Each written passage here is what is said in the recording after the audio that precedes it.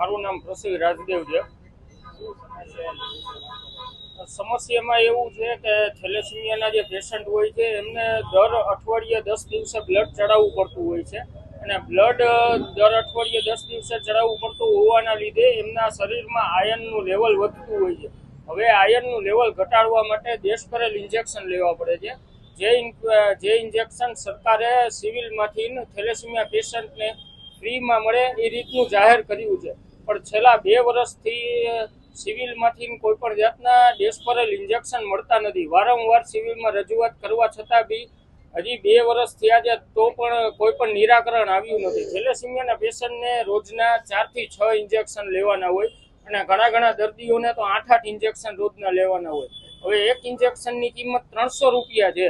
3000 રૂપિયાનું 10 ઇન્જેક્શનનું બોક્સ આવે છે, તો જ્યારે રોજના 4 8 ઇન્જેક્શન લેવાના હોય તો એ પછી દર્દીઓને કેવી રીતે પોસાય? જે બધા મધ્યમ વર્ગના દર્દીઓ હોય, સામાન્ય વર્ગના દર્દીઓ હોય, તેમને ક્યાંથી પોસાય? સિવિલમાં વારંવાર રજૂઆત કરેલી છે, પણ આમાં કોઈ પણ નિરાકરણ આવ્યું નથી।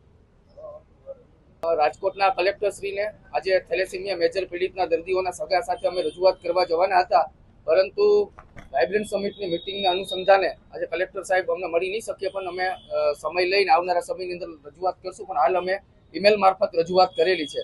ખાસ કરીને રાજ્ય સરકારનું આરોગ્ય વિભાગ દર વર્ષે આરોગ્ય અને સમાજ કલ્યાણ પાછળ 23,000 કરોડ રૂપિયાનું બજેટ ફાળવે છે, પરંતુ રાજકોટની અંદર સિવિલ હોસ્પિટલની અંદર થેલેસેમિયા મેજર પીડિતના જે દર્દીઓ છે જેમને દર 8 થી 10 દિવસે બ્લડ ચડાવવાનું થતું હોય છે અને આ બ્લડ ચડાવ્યા પછી તેમના શરીરની અંદર આયરનનું પ્રમાણ વધી જતા લીવર, સ્વાદુપિંડ અને અન્ય બીમારીઓ ન થાય એના માટે ડિફ્લેક્શનનું ઇન્જેક્શન દેવાનું આવે, ડિસ્પેરલ ઇન્જેક્શન આવે, જે દર્દીઓને દરરોજની અંદર 4 થી 6 ની જરૂરિયાત પડે।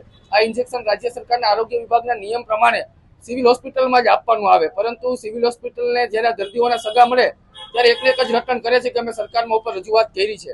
આ ઇન્જેક્શન જો રાજ્ય સરકારના આરોગ્ય વિભાગને ન મળતું હોય પણ બજારમાં સહેલાઈથી મળી શકે। એક ઇન્જેક્શનનો ભાવ 300 રૂપિયા છે, એટલે અંદાજિત દરરોજના દર્દીઓને 1000 થી 1500 રૂપિયાનું સ્વ ખર્ચે અત્યારે આર્થિક બોજો પડે છે।